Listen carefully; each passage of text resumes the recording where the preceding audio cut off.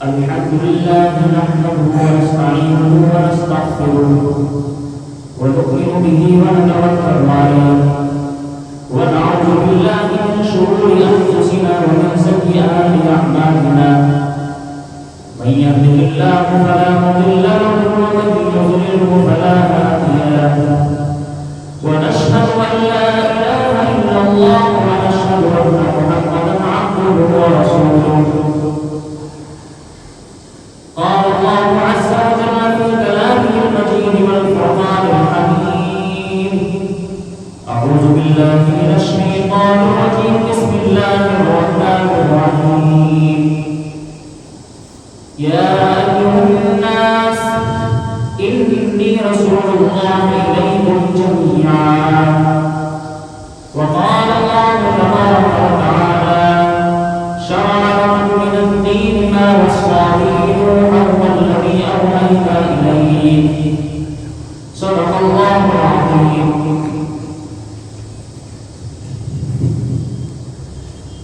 حاضرین جمعہ،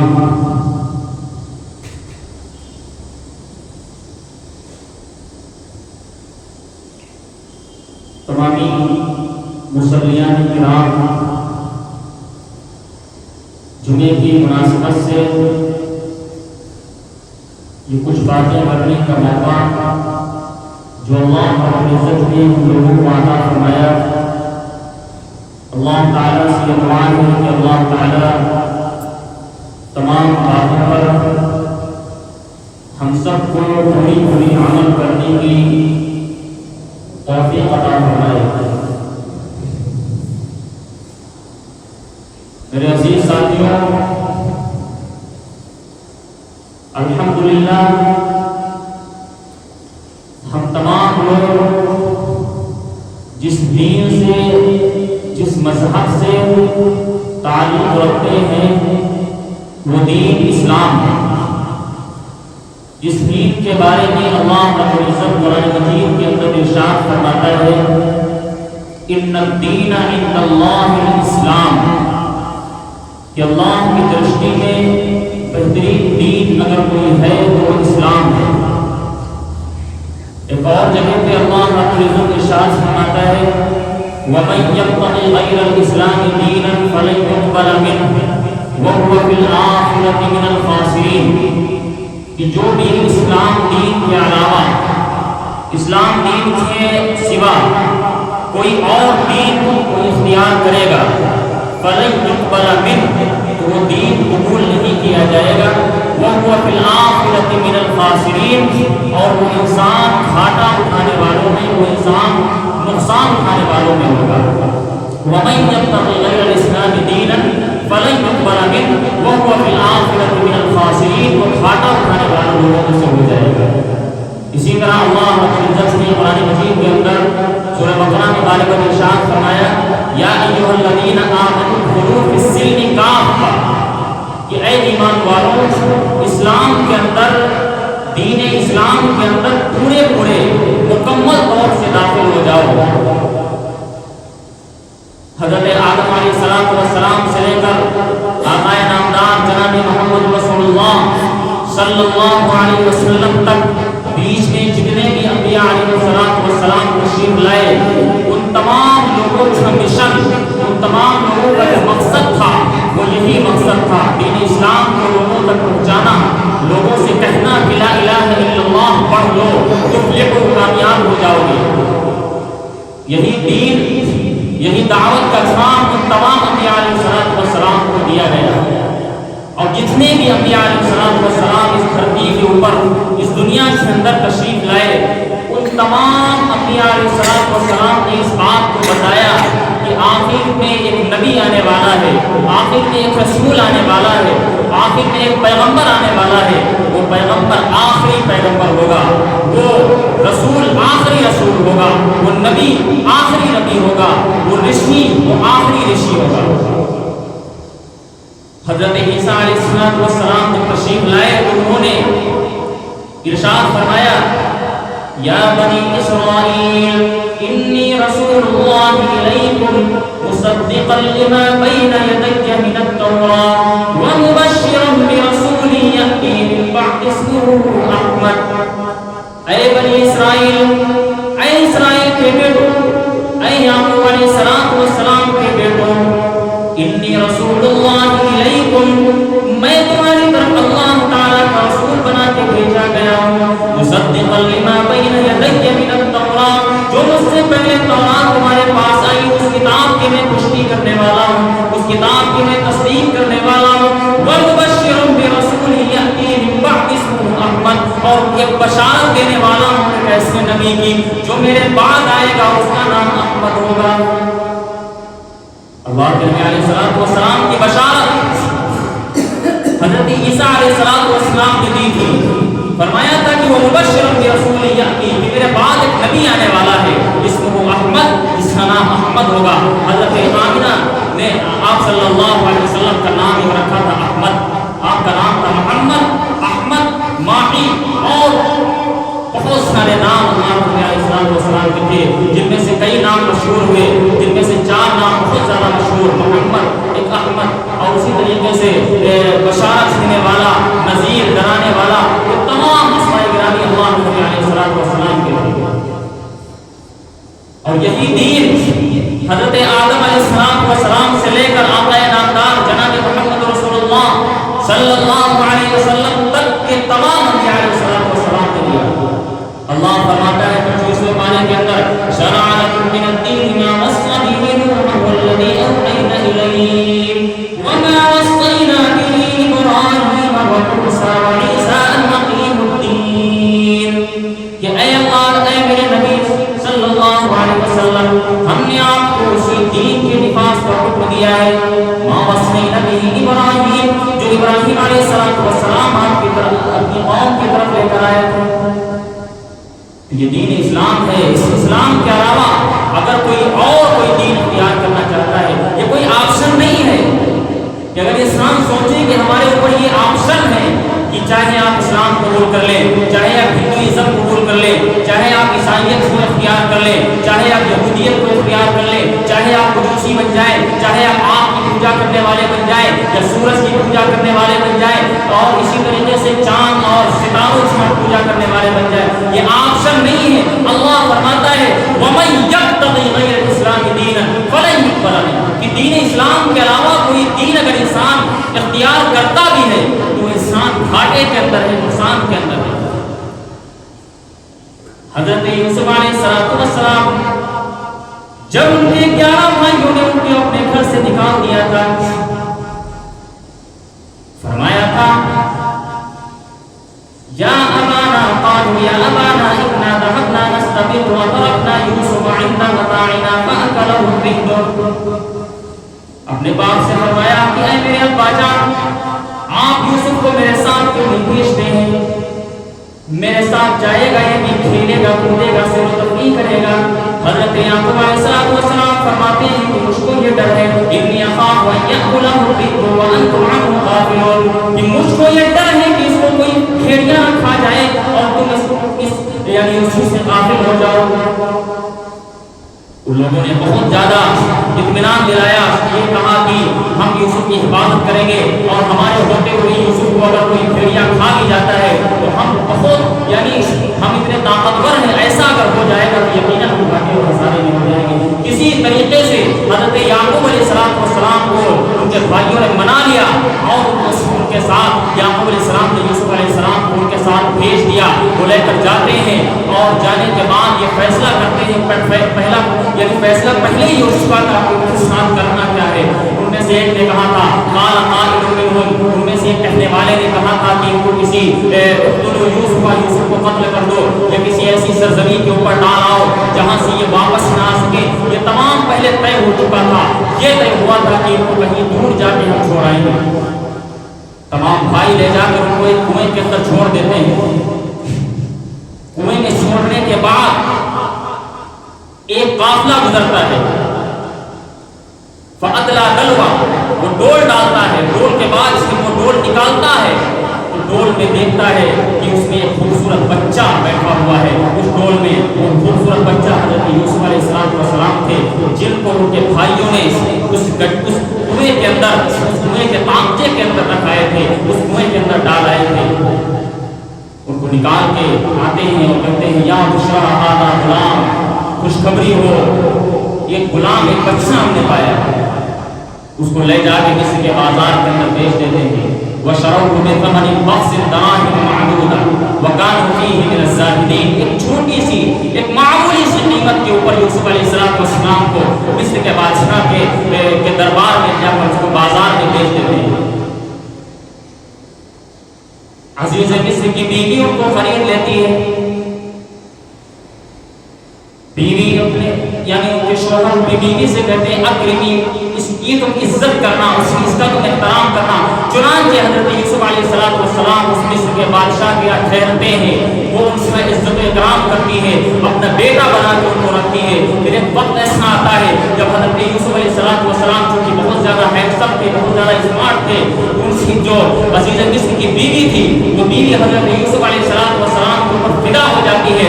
وَراوَدَتْهُ الَّتِي هُوَ فِي بَيْتِهَا عَن نَفْسِهِ وَغَلَّقَتِ الْأَبْوَابَ وَقَالَتْ هَيْتَ لَكَ قَالَ مَعَاذَ اللَّهِ إِنَّهُ رَبِّي أَحْسَنَ مَثْوَايَ إِنَّهُ لَا يُفْلِحُ الظَّالِمُونَ۔ کہ عزیز مصر کی بیوی ان کے اوپر فریفتہ ہو جاتی ہے اور کہتی ہے کہ میرے پاس آ جاؤ۔ وَغَلَّقَتِ الْأَبْوَابَ، اس نے سارے دروازوں کو بند کر لیا۔ قَالَتْ هَيْتَ لَكَ، کہا کہ میرے پاس آ جاؤ۔ حضرت یوسف علیہ السلام نے فرمایا کہ انی اخاف اللہ، قال معاذ اللہ انہ ربی احسن مثوائے، کہ تمہارے شوہر نے مجھ کو بہترین ٹھکانہ عطا فرمایا ہے، تمہارے شوہر نے میری پرورش کی ہے، میرے اوپر یہ چیز مناسب نہیں کہ میں تمہارے ساتھ یہ غلط کام کروں۔ اس نے دروازوں کو بند کر لیا تھا۔ دروازوں کو بند کرنے کے بعد حضرت یوسف علیہ السلام انکار کر کے بھاگتے ہیں، دروازہ بند تھا، اس میں باوجود پیچھے سے پکڑ کر ان کا دامن کھینچتی ہے، پیچھے کا کرتا ان کا پھٹ جاتا ہے، اور جیسے ہی یوسف علیہ السلام دروازے کے باہر نکلتے ہیں، عزیز مصر فوراً اس دروازے کے باہر کھڑا ہوا تھا۔ واستبق الباب، دروازے کے ایک دم دروازے پہ کھڑا ہوا تھا، وہ دیکھ جاتا ہے، فوراً اس کے دماغ میں آتا ہے کہ میری بیوی نے اس کو اپنے خلاف بھڑکانے کی کوشش کی تھی، لیکن یہ عورت کی یہ کہہ لیجیے کہ ایک عورت کی شرارت تھی یا اس کی یہ مکاری تھی اس وقت کی، جس نے یہ کہا کہ قال هي راودتني عن نفسي، اس شخص نے مجھ کو اپنے خلاف بھڑکانے کی کوشش کی تھی۔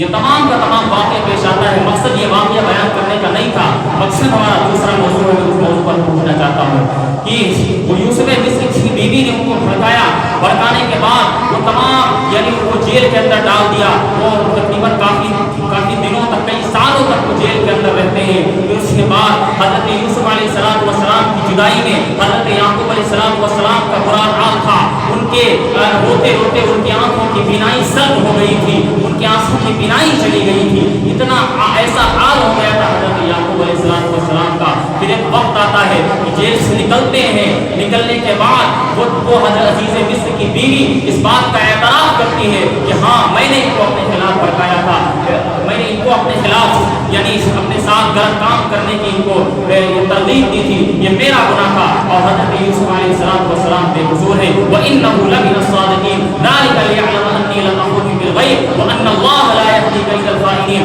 وَمَا أُبَرِّئُ نَفْسِي إِنَّ النَّفْسَ لَأَمَّارَةٌ بِالسُّوءِ إِلَّا مَن رَحِمَ رَبِّي، یہ سوائے اس شخص کے جس پر میرا رب رحم نہ کر دے، اس کے علاوہ یہ جو نفس ہے یہ انسان کو برائیوں کی طرف بھڑکاتا ہی رہتا ہے۔ چنانچہ عزیز مصر کی بیوی نے اس بات کا اعتراف کیا۔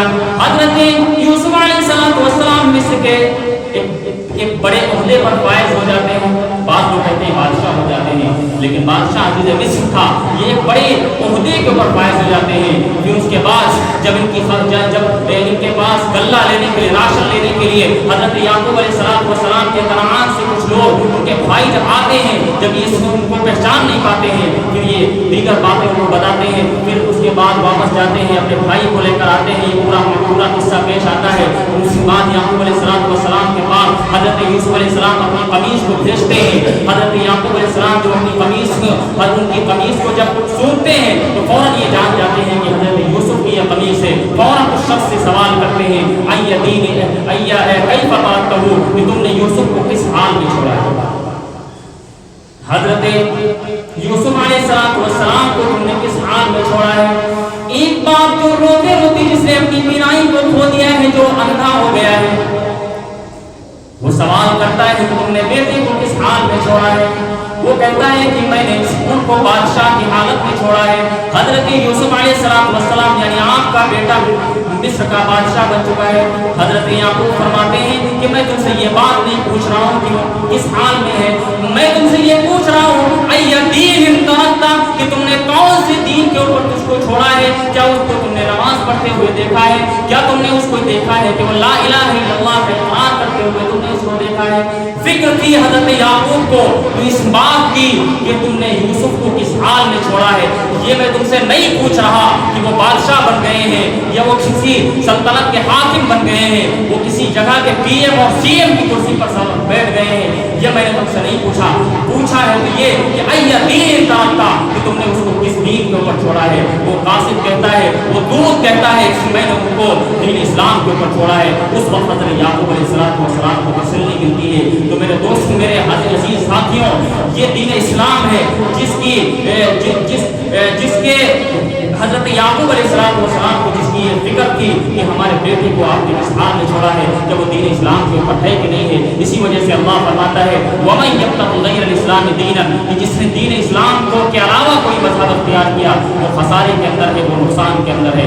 آج ہم دین اسلام میں کتنے پرسنٹ داخل ہیں؟ یقیناً ہمارا یعنی چور اگر سب سے زیادہ پائے جاتے ہیں تو ہمارے معاشرے کے اندر پائے جاتے ہیں. شراب نوشی ہمارے معاشرے کے اندر ہے. اللہ کے نبی علیہ السلام نے فرمایا تھا کہ ایک وقت ایسا آئے گا کہ جب لوگ شراب پیئیں گے وَيُسَمُّونَ بِالتَّسْمِيَةِ الْأُخْرَى, اور وہ اس شراب کا نام بدل دیں گے. آج دنیا کے اندر بہت سی شرابیں ایسی چل رہی ہیں جس کو ہمارا مسلمان نوجوان پی رہا ہے اور اس کا نام بدل دیں گے. صرف شراب اسی کو نہیں کہتے ہیں جو ٹھیکے کے اوپر ملتی ہے. بعض شرابوں کا نشہ ان تمام کولڈ ڈرنک کے اندر بھی ہوتا ہے جن کو شوق سے ہمارا نوجوان آج پی رہا ہے. اسی وجہ سے اس کی شکل معیوب ہو چکی ہے. دین اسلام کے اندر اس کا من نہیں لگ رہا ہے, وہ دین سے بھاگ رہا ہے. ایسا کیوں ہے؟ یہ اللہ کا ایک عذاب ہے جو ہمارے اوپر آ چکا ہے. یہی وجہ ہے اس دنیا کے اندر ہم ذلیل و خوار ہیں. پوری دنیا کے اندر ہماری بہت زیادہ تعداد ہے. ہم تو وہ ہیں جس نے ہندوستان کے اوپر تقریباً 10 سال حکومت کی تھی, لیکن آج ہمارے حالات کیا ہیں؟ دنیا میں سب سے بدترین قوم اگر کوئی ہے وہ ہم ہیں. کیوں ہیں؟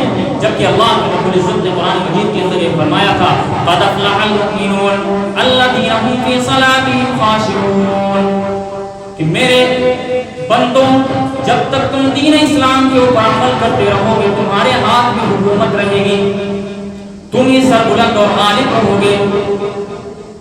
وَلَتُسْكِنَنَّكُمْ فِي الْأَرْضِ, یعنی ہم تم کو اس زمین کا حکمراں بنائیں گے.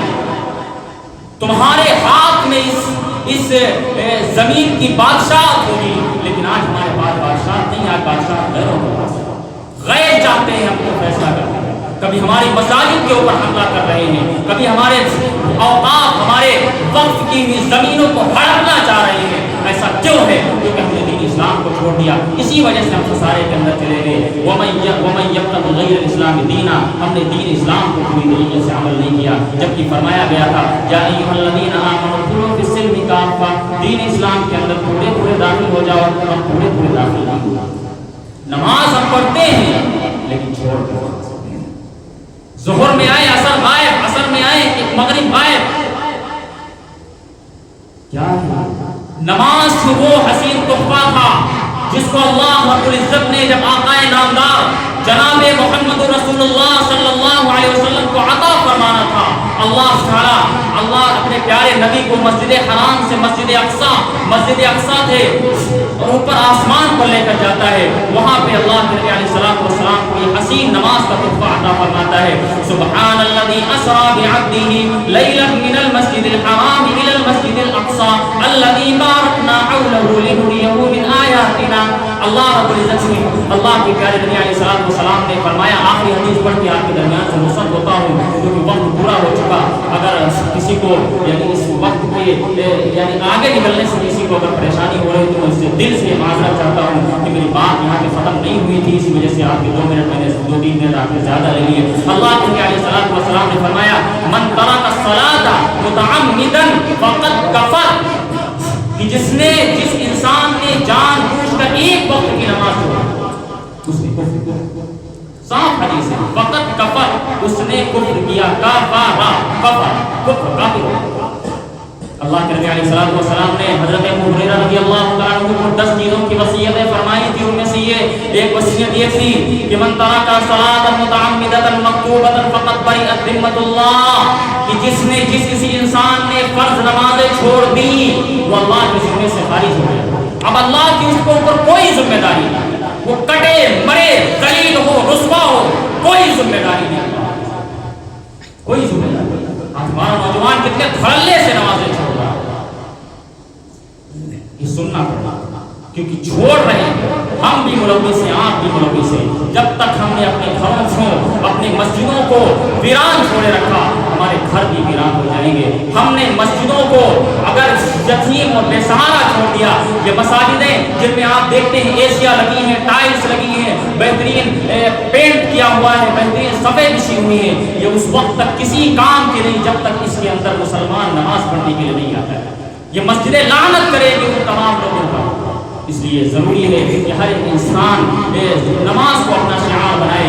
نماز تو وہ دین کا ستون ہے جس کے بغیر اسلام کے دین کی بنیاد قائم نہیں ہو سکتی. تو اللہ رب العزت سے دعا ہے کہ اللہ تعالیٰ نے جن باتوں کو کہنے کی توفیق عطا فرمائی ہے ان تمام باتوں پر ہم کو بھی اور آپ سب کو بھی مکمل پوری عمل کی توفیق عطا فرمائے. جو بھی باتیں زیادہ ہو گئی ہوں، یہ انسان کی سامنے والے کو غلط لگ گئی ہوں، اللہ سے یہ دعا ہے کہ اللہ تعالیٰ ان تمام چیزوں کو معاف فرمائے. کسی کا دل دکھانا اچھی بات نہیں ہوتی ہے، لیکن کسی کو احساس دلانا یہ ضروری ہوتا ہے. اس لیے اپنے دلوں کے اندر یہ احساس کریں کہ آج کے بعد ابھی اس وقت جمعہ پڑھنے آئے ہیں، اب عصر سے لے کے جتنی بھی نمازیں ہم اپنی زندگی کے اندر پائیں گے ان تمام نمازوں کو ہم کو پڑھنا ہے، اپنا کام بھی کرنے ہے اور نمازوں کے بھی مسجد آنا ہے. اللہ سے دعا ہے کہ اللہ تعالیٰ ہم سب کو پوری عمل کرنے کی توفیق عطا فرمائے. آمین.